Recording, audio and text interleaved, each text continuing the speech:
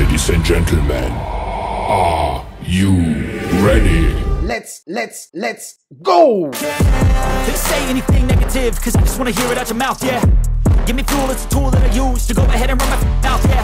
I take shots, I take loss, I make shots, I miss lots. That's how you get big bucks, you get yachts, you swing lots and pop off a big shot. Mais qu'est-ce qui s'est passé sur le marché crypto? Tout s'est encore effondré, on espérait que ça monte, etc., etc.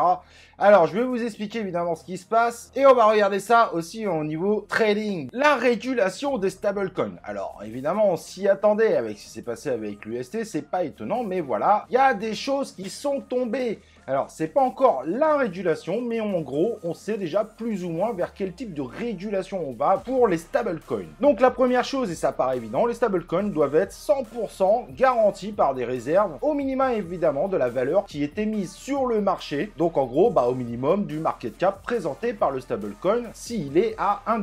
Et c'est peut-être ça qui a en partie fait peur au marché aujourd'hui. Et comme on sait évidemment qu'il y a un risque réel que les bons porteurs, que les bons du trésor américain qui étaient pris puissent malheureusement échouer, et les émetteurs des stablecoins auront l'obligation tout simplement de racheter sous 2 jours ouvrés pour revenir à une réserve qui correspond au minimum à la valeur des stablecoins émis. Mais jusque là, a priori, ça paraît tout à fait normal, mais voilà, aux États-Unis, ça va être une règle appliquée. Cependant, les dépôts ne pourront pas se faire n'importe comment, il faudra qu'ils soient faits en utilisant une institution qui est agréée par le gouvernement fédéral américain. Et là, évidemment, ça se complique. Ça veut dire que si vous voulez que votre stablecoin fonctionne aux États-Unis, il devra passer par le gouvernement fédéral américain. Et les actifs qui seront donc autorisés seront des bons du trésor américain, des accords de mise en pension et des obligations émises toujours par le trésor américain. Et pour finaliser, un expert comptable devra inspecter mensuellement l'état des réserves liées justement au stablecoin qui aura l'autorisation d'être émis aux États-Unis. Donc à mon avis, ça va faire un gros nettoyage. Tous les stablecoins algorithmiques évidemment ne pourront pas le faire, ce n'est pas leur concept, donc vont tout simplement être interdits aux États-Unis. Alors regardons au niveau chart maintenant. Le SP500 nous fait une grosse chute dans le courant de la journée.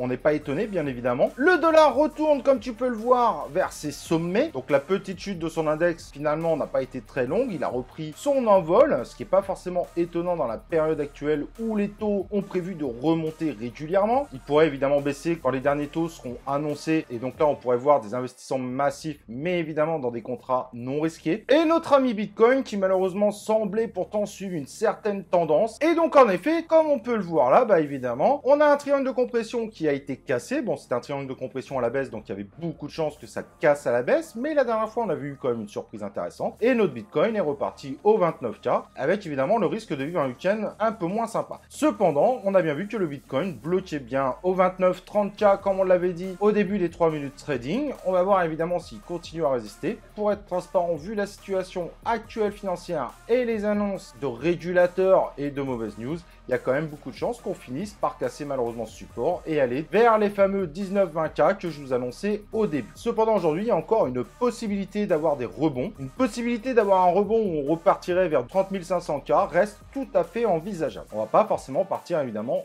en ligne droite en termes de chute. En tout cas, on voit qu'aujourd'hui, beaucoup de gens passent de l'argent en dollars, mais dernièrement, on voit aussi que les gens repartent aussi vers l'or, qui est évidemment une valeur refuge et qui aujourd'hui repart évidemment à la hausse, ce qui n'est pas forcément bon signe pour le Bitcoin, et c'est pour ça que je vous disais qu'il y a beaucoup de chances que l'univers des crypto-monnaies reparte à la baisse sur le marché. Voilà, n'hésite pas à me dire ce que tu en penses en commentaire. J'ai été ravi d'être avec toi et on se retrouve pour une prochaine vidéo de C0 3 minutes trading.